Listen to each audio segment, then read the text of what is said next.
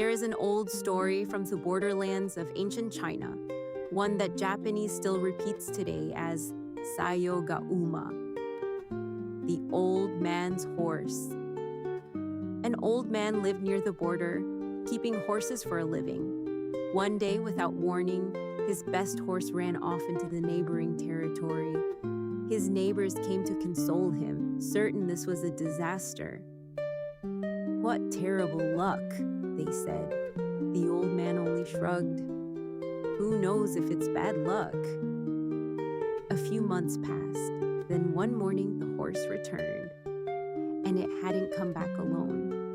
It brought with it a magnificent wild horse from beyond the border. The same neighbors rushed over, this time to celebrate his sudden fortune. "What wonderful luck," they said. Again, the old man simply replied, "Who knows if it's good luck?" His son, thrilled with the new horse, began riding it every day. He was young and confident, and one afternoon he was thrown from its back and broke his leg. The neighbors returned once more, this time with sympathy for the young man's injury. And once more, the old man said the same quiet words. Not long after, war broke out along the border.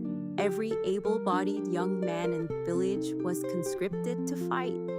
And most of them never came home, but the old man's son, because of his broken leg, was left behind.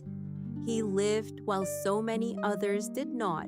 This is where the phrase comes from. A story with no clean ending, only a series of turns that keep undoing each other's meaning.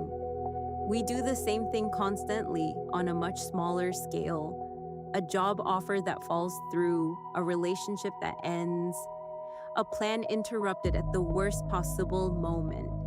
We call it bad luck almost instinctively and move on before the story has finished telling itself.